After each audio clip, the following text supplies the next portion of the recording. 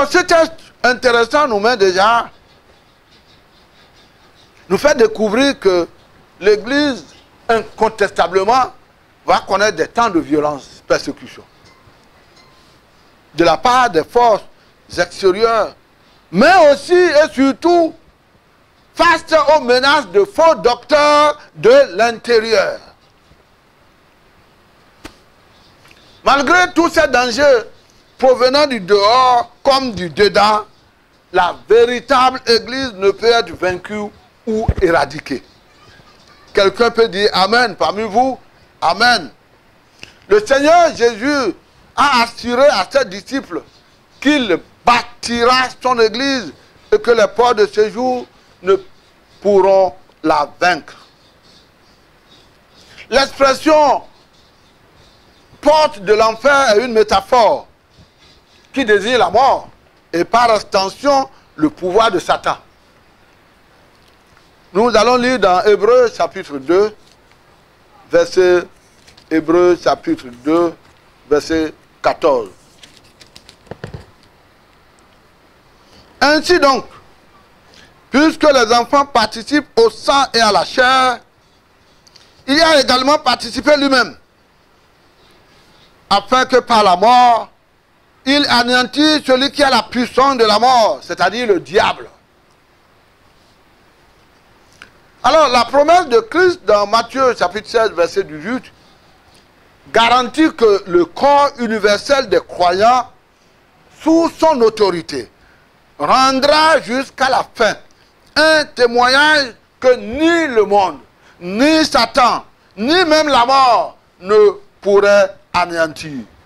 Et c'est ce cri de victoire que nous découvrons dans 1 Corinthiens chapitre 15, verset 54 à 57. C'est vraiment un cri de victoire. 1 Corinthiens chapitre 15, verset 54 à 57. Lorsque ce corps corruptible aura revêtu l'incorruptibilité, et que ce corps mortel aura revêtu l'immortalité, alors s'accomplira la parole qui est écrite. La mort a été engloutie dans la victoire. Ô mort, où est ta victoire? Ô mort, où est ton aiguillon? L'aiguillon de la mort, c'est le péché. Et la puissance du péché, c'est la loi. Mais grâce soit rendue à Dieu qui nous donne la victoire par notre Seigneur Jésus-Christ. Vous voyez que Christ a promis de bâtir son Église. Même si les circonstances extérieures semblent humainement désespérées, voire impossibles, le peuple de Dieu défend une cause qui ne peut jamais échouer. Et en tant qu'architecte, bâtisseur, propriétaire et seigneur de son Église, Christ console ses disciples par cette vérité-là. Qu'ils sont sa possession personnelle. Nous sommes la possession personnelle de Jésus-Christ. Il n'y a rien qui puisse barrer la route. Il n'y a rien qui puisse briser cette relation entre lui et nous. Nous sommes sa propriété personnelle. Et au point même que parfois, Paul, en regardant cette relation profonde et intime avec le Christ, il est tout heureux de savoir que rien ne peut nous séparer de l'amour de Christ.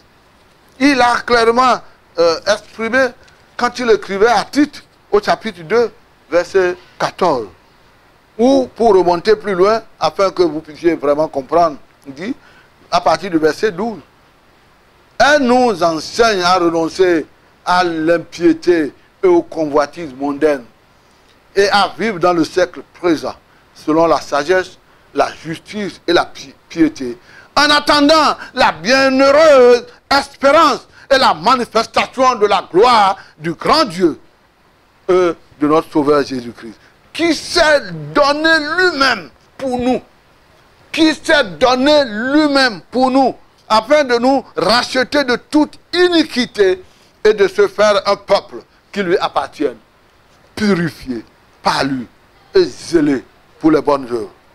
Nous sommes les objets de son amour intarissable et de ses soins divins. Un jour, l'âge de l'Église va atteindre sa plénitude glorieuse lorsque Christ viendra prendre les siens. Lorsque Christ viendra prendre les siens. 1 Thessaloniciens chapitre 4 verset 13 à 18. Le texte nous dit, nous ne voulons pas, frères, que vous soyez dans l'ignorance au sujet de ceux qui dorment, afin que vous ne vous affligiez pas comme les autres qui n'ont point d'espérance. Car si nous croyons que Jésus est mort et qu'il est ressuscité, croyons aussi que Dieu ramènera par Jésus et avec lui ceux qui sont morts. Voici en effet ce que nous vous déclarons d'après la parole du Seigneur. Nous les vivants, restés pour l'avènement du Seigneur, nous ne dévancerons pas ceux qui sont morts, car le Seigneur lui-même a un signal donné à la voix d'un archange et au son de la trompette de Dieu, descendra du ciel, et les morts en Christ ressusciteront premièrement.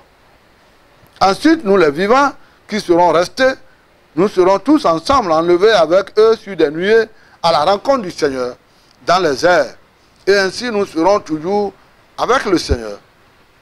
Consolez-vous donc les uns les autres par ces paroles. Alors nous voyons que au début de l'église, donc les Thessaloniciens qui étaient convertis avaient une autre compréhension de la mort. Pour eux, certainement qu'ils ne tomberaient plus malades comme les autres, comme ils le faisaient. Certainement qu'ils ne mourraient pas comme les autres. Et quand la mort a commencé par frapper à leur porte, par moments parmi eux, ils avaient une grande inquiétude. Et le Seigneur va utiliser l'apôtre Paul pour leur montrer les 5 clés. Les 5 clés. Je n'aurai pas le temps de revenir là-dessus aujourd'hui. Les 5 clés de l'enlèvement. Je ne m'accrocherai pas à cela aujourd'hui, mais c'est un texte aussi riche.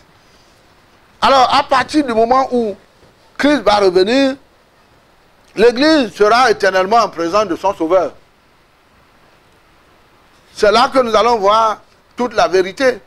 C'est là que nous allons, Jésus-Christ va se révéler pleinement à nous et nous n'aurons plus des difficultés à comprendre des versets comme j'ai l'habitude de le lire pour taquiner un peu parfois quand j'ai l'occasion d'enseigner la parole ou les cours, donner des cours dans les instituts. Je dis parfois même nous prêchons avec toute la sueur sans que ce que nous soyons en train de dire du texte soit vrai. Et le Seigneur dira, mon fils, mets-toi à l'aise. À cause des circonstances, tu vas bénéficier des circonstances atténuantes. Hein, tout ce que tu avais prêché là, c'était un peu à côté. Mais si nous le faisons, là-bas, nous allons découvrir pleinement la parole. Hein? On peut être serviteur de Dieu et avoir toujours des limites. Moi, je ne peux pas dire que je connais toute ma Bible. La parole de Dieu dit dans Apocalypse 22, versets 3 à 5, « Il n'y aura plus d'anathème. Le trône de Dieu et de l'agneau sera dans la ville. Ses serviteurs le serviront et verront sa face. Et son nom sera sur leur front. Il n'y aura plus de nuit. Il n'aura plus besoin ni de lampe, ni de lumière. Parce que le Seigneur Dieu les éclairera. Et ils régneront au siècle des siècles. » Voilà toute la vérité. Nous sommes limités dans la connaissance pendant que nous sommes sur la terre. Mais un jour vient. Et vient bientôt. Parce que parfois, nous, à cause de la technologie, nous avons oublié Dieu. Nous avons pensé qu'on peut vivre sans Dieu. Oh, comment on peut imaginer que le Seigneur va revenir sans Dieu? Comment ça va se passer? Mais une petite expérience de Covid-19 a permis de comprendre que dans le monde entier, ce que Satan n'a pas pu faire, Covid-19 a réussi à le faire en empêchant que les gens ouvrent leurs mosquées ou leurs églises ou les couvents. De la manière dont Dieu va venir pour procéder à son jugement, nous ne pouvons pas l'imaginer. Nous n'avons pas la compréhension humaine pour ça. Et ce qui est plus important, c'est de se détourner de la mauvaise voie pour se donner au Seigneur. Et conduire, laissez le Saint-Esprit conduire votre vie. Le jour où il décidera de nous prendre, ce qui est heureux, nous serons face à face avec lui. Ce qui est heureux, son nom sera sur nos fronts. Ce qui est heureux, je ne prêcherai plus. Mais je le verrai face à face. Ce qui est heureux, ce que j'ai pu dire malhonnêtement ou involontairement, malhonnêtement de la parole de Dieu, ou en le détournant de son sens réel, Dieu me dira, mon fils, viens, comprends maintenant. Assieds-toi, écoute et comprends. Je veux qu'il me le dise un jour. Amen. Voilà, mes frères bien-aimés, ce que nous pouvons dire de la définition et de comment le Seigneur nous a arrachés des ténèbres pour nous amener à sa sainte lumière et nous sommes devenus enfants de Dieu. Vous savez que le nom de Dieu, le nom fort de Jésus-Christ, c'est la lumière. Il a déjà prophétisé dans Ésaïe 42, il est la lumière des nations. C'est cela, son nom. Vous lisez encore dans Luc chapitre 2, vous verrez comment Luc a appuyé que Jésus est la lumière des nations. Il est venu pour établir l'ordre. Il est venu pour nous délivrer de la puissance de la captivité des prisons. Nous allons nous intéresser, certainement prochainement, nous allons nous intéresser au dessein de Christ pour son Église. Que le Seigneur vous bénisse pour ce matin et que la gloire soit à lui au siècle des siècles. Amen.